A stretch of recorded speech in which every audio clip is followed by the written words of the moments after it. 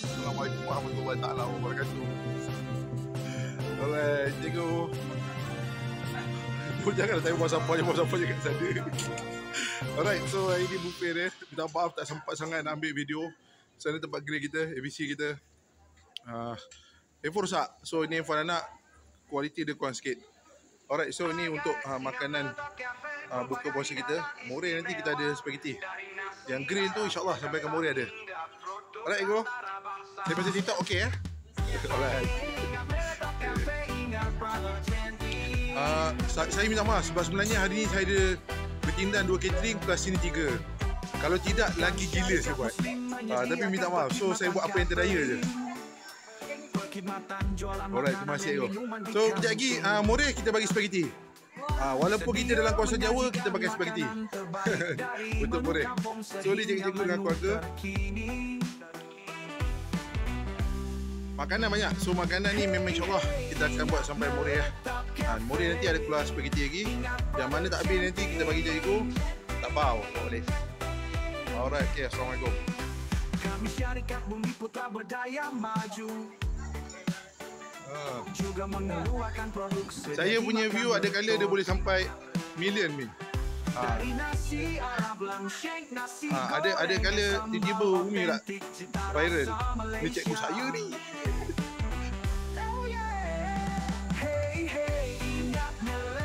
Okey, syuk. Patah balik. Cikgu. Ini anak Su. Right, ni ABC.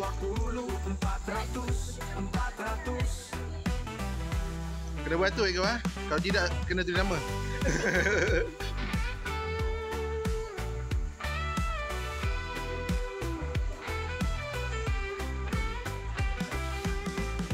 Ustaz, makanan banyak Ustaz. Pastikan nanti More diorang tak balik tau.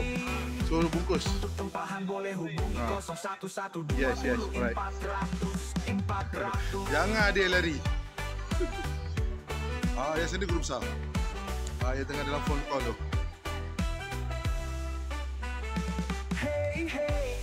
Untuk meletak kafe. Ni junior. Bakal jadi chef. Chef 1, 2, 3. Kan, betul? Alright, ni grill apa ni? Daging apa? Kambing. Kau kambing dengan daging kau tak balik ni.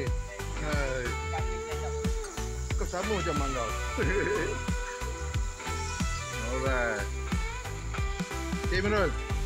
Okay, tak kenyang lah. Mas terawih. Bungkus. Amam balik, bungkus bagi habis terus. Untuk counter grill pun masih buat tu. Pada actually masa dia terawih tak berhenti ni grill, tapi tak sempat juga nak habiskan. Jemput. Wajib bungkus. Jangan tak habis. Berusaha. Betul. Sebab dia membazir nanti. Itu betul, wajib.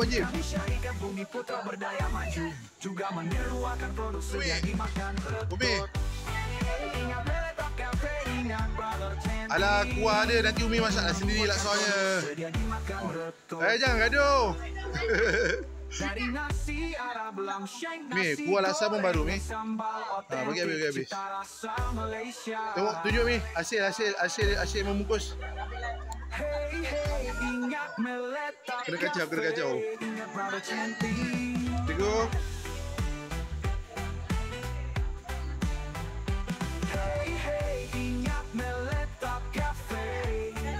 Sama-sama kasih. Mirul, apa lambat sangat ni? Daripada tadi tak habis. Sosis pun banyak lagi.